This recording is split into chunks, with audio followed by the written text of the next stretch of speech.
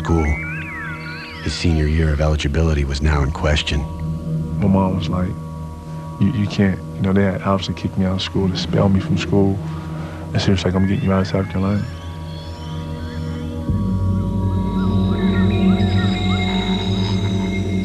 I truly believe Kevin Garnett did nothing other than stand there and witness an incident, a schoolyard incident that took place and could have happened in any school in America.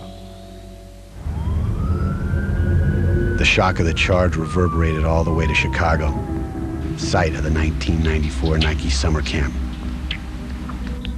They said, you know, Kevin's not coming back. He's not coming to camp this year. I'm like, what do you mean Kevin's not coming to camp? Nike was kind of hesitant because of the Allen Iverson situation the year before that. You know, Allen got in trouble. They brought him to camp, and the media, you know, they sort of crucified him. You know, how could you? You know, you're putting basketball over these kids and this, that, and the other. So I said, well, Kevin has a situation out there where he got involved in the fight. And I started laughing because Kevin, that's not Kevin. My reaction was, if Kevin Garnett doesn't come to the camp, I'm not staying at the camp. I've got all the rosters, the schedules. I'm getting on the plane and going back to Charlotte. So we better talk about this. Nike relented. Kevin was reunited with Coach Wolf Nelson. How you doing? Can I get away? When he got there, you can tell it was like, I'm ready to roll, man. You know, I'm here, I'm ready to do my thing, and he did his thing. He did his thing. Kevin solidified his title as the best high school prospect in the country.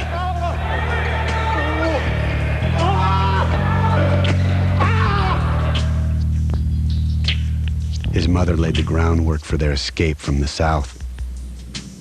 She said, I'm not gonna sit back and let them destroy my baby. You know, I'm not gonna just sit right here and let them just take him down like they're trying to take him down. And they would try to dog him. It was a destiny call. It was a wake-up call. That's all I can say, and I see it no other way.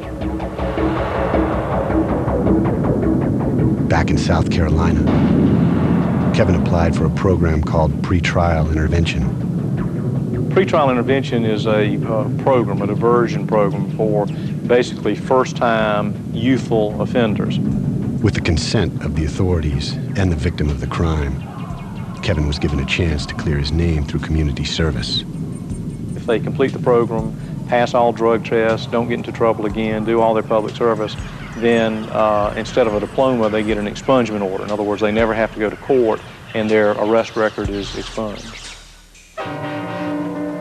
That fall, he left the South for good. Shirley left behind a husband and a business and moved her son and youngest daughter to Chicago. I was just so depressed, man.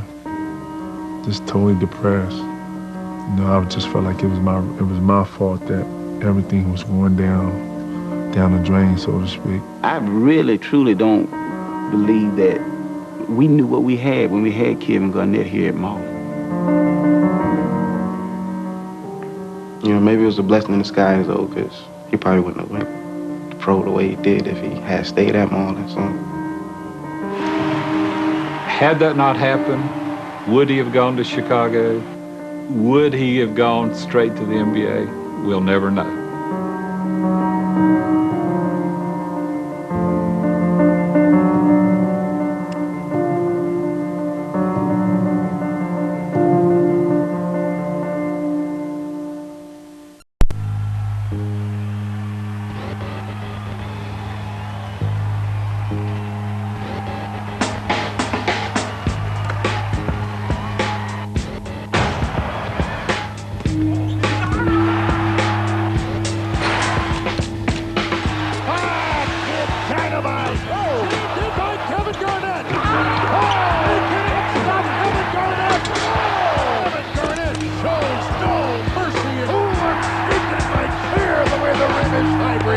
They called him the Kid when he turned pro out of high school.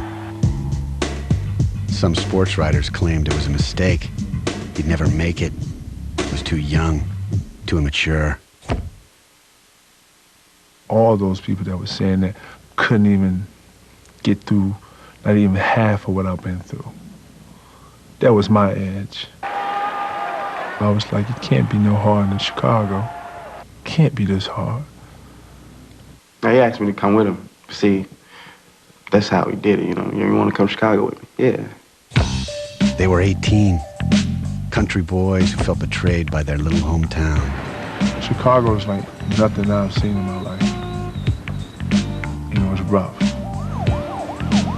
I remember calling Taylor Bell with the Chicago Sun-Times and telling him, "You're getting the best high school player in the country."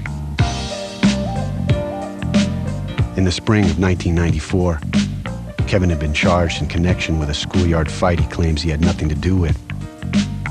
4 months later, they fled South Carolina for the Windy City. The school was Farragut Academy. Kevin had latched onto Coach William Wolf Nelson after 2 summers playing for him at the Nike summer camp. At first, the adjustment was sort of tough for Kevin. Like I said, it's like he's just overwhelmed. But you know, you look at the school and make the school, it's like, wow, you know, it's like another world. First couple of days of school was hard. It's an all-Hispanic school. Maybe 4,000 kids, you got 100 black kids. You know, having things like what we had going on at our school, and then getting to a school and it's like one white kid there. It was like, man, I didn't even know places like this existed. First day, man, we're in the lunchroom, and the lunchroom is dead silent. We were sitting there at the table, and people are staring at us, and a hot dog just come right over my shoulder. Boom, boom. And I was like, oh, God. And bugging myself, turned around, and he's like, you know, basically told everybody in there, we kick their ass if this happened again. Everybody wasn't always nice, you know, and like, these people crazy. He said, I just can't take it. So he left. And I told Kev, we're not going, we're gonna fight to the end.